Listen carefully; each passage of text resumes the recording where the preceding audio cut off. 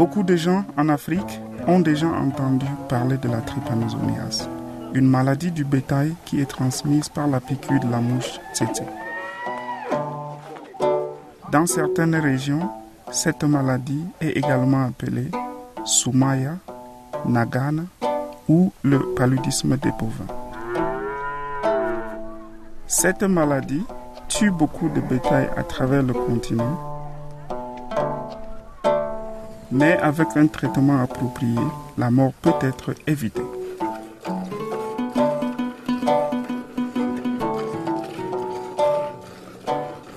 La première étape d'un bon traitement est le diagnostic. Un bon diagnostic repose sur votre capacité à identifier correctement les signes de la maladie. Si vous n'êtes pas sûr que l'animal souffre de la trypanosomiase, vous pourrez être amené à lui administrer des médicaments inappropriés pouvant aggraver sa situation et vous faire perdre de l'argent. En présence de cette maladie, vous pourrez rencontrer certains des signes suivants. Le poil est hérissé et la robe manque d'uniformité.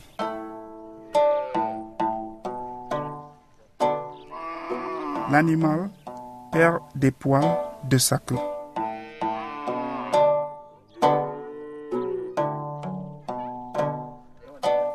La bouche et les yeux de l'animal deviennent pâles.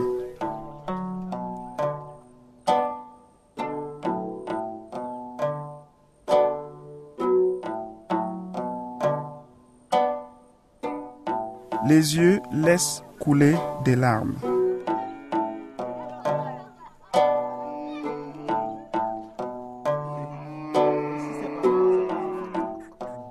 L'animal a les ganglions gonflés.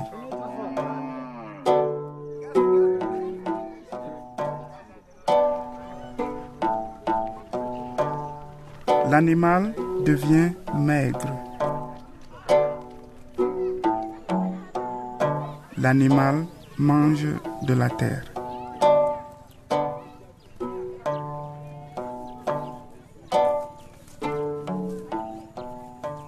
L'animal fait de la fièvre. La deuxième étape d'un bon traitement consiste à trouver les médicaments appropriés. Pour être sûr d'avoir les médicaments appropriés, vous devrez les acheter dans une pharmacie vétérinaire. Le pharmacien devra disposer des médicaments authentiques conservés dans un endroit frais et sec. N'utilisez pas des médicaments qui ont été conservés dans de mauvaises conditions, notamment dans des endroits chauds et humides ou exposés au soleil, car la chaleur et l'humidité diminuent l'activité des médicaments. Vérifiez la date de péremption des médicaments, car les médicaments périmés ne sont pas efficaces non plus. Une fois que vous vous décidez à traiter un animal, vous aurez besoin de ce qui suit. Un mètre ruban, un tableau de posologie, une seringue propre avec une aiguille suffisamment longue et pointue, un médicament authentique et approprié, et des informations concernant la posologie que vous pourrez trouver dans la notice contenue dans le paquet ou dans un tableau de posologie. L'hygiène est importante pour maintenir les animaux en bonne santé. Vous devez toujours vous laver les mains au savon ou avec un détergent et de l'eau propre avant d'administrer un traitement. Vous devez stériliser l'aiguille et la seringue avec de l'eau bouillante.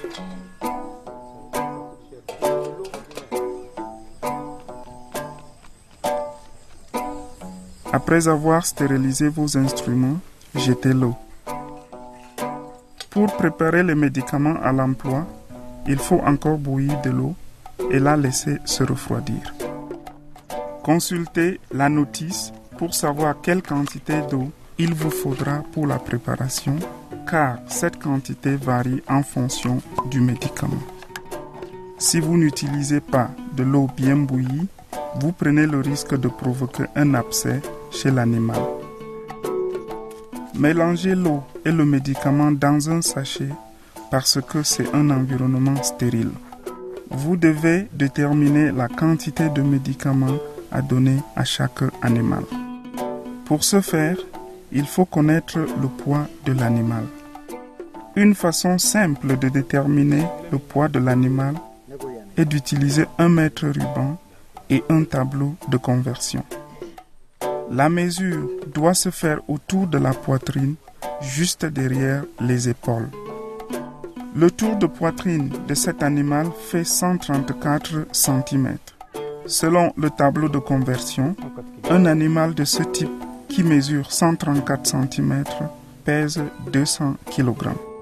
Connaissant le poids de votre animal, il faut maintenant chercher à savoir quelle quantité du produit contenu dans le sachet faut-il utiliser en consultant les informations concernant la posologie. À un animal de 200 kg, vous devez administrer une dose simple de 11,6 ml de Véribin. N'oubliez pas que chaque médicament a sa propre posologie et que la dose varie en fonction du poids de l'animal. Faites attention quand vous donnez l'injection. Rassurez-vous qu'il n'y a pas d'air dans la seringue avant l'injection.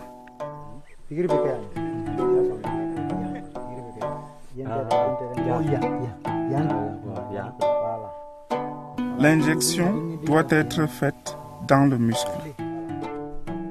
Enfoncez l'aiguille sur toute sa longueur.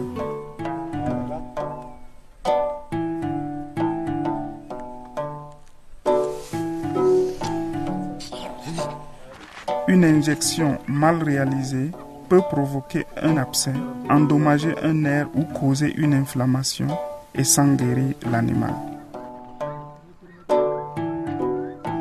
Plus l'animal est grand, plus grande sera la quantité du médicament à administrer.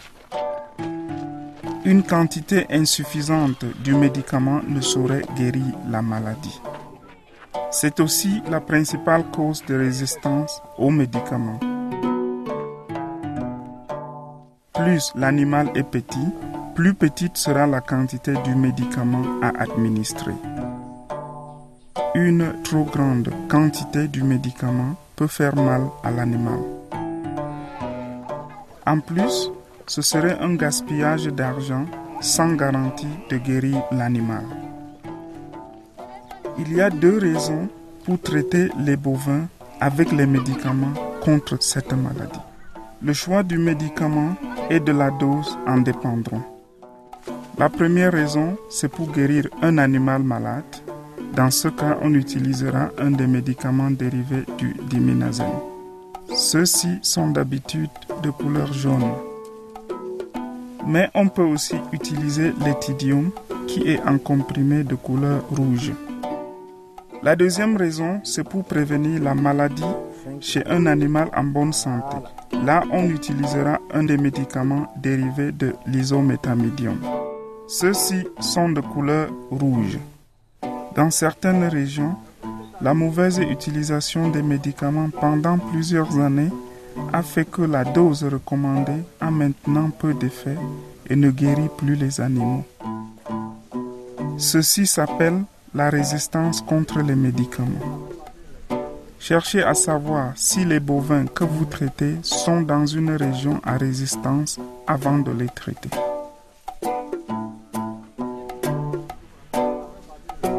Si oui, la posologie à recommander pour les médicaments curatifs sera la double de la dose normale. Si l'état des animaux ne s'améliore pas, donnez une dose normale de l'un des médicaments rouges.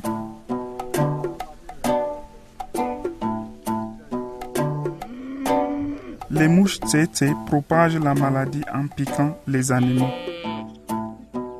Une autre façon de prévenir cette maladie serait de traiter les bovins avec les produits chimiques qui tuent la mouche tsetse. Ces produits chimiques sont des insecticides qui tuent aussi les tiques. Concentrez la pulvérisation plus sur les jambes et le ventre parce que ce sont les endroits préférés des mouches. Quand les mouches meurent, il est peu probable que les bovins soient piqués dans l'avenir. Ces produits peuvent être appliqués par pulvérisation sur les animaux ou par les pour-on. Les produits de type pour-on sont plus chers, mais leur action dure plus longtemps. Les bovins traités par ces produits peuvent toujours attraper la trypanosomiase parce que les insecticides ainsi appliqués ne tuent pas forcément les mouches tsetse de façon instantanée.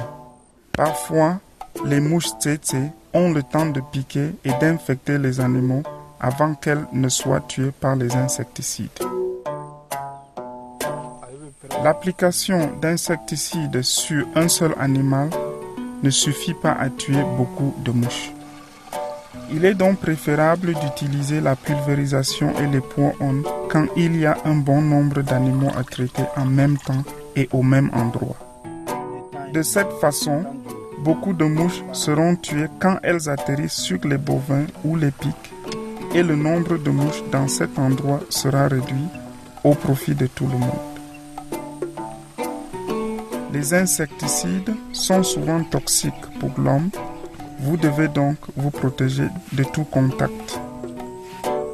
Les gens vivant dans les zones où il y a la résistance contre les trypanosides devraient commencer à traiter leur bétail par les insecticides.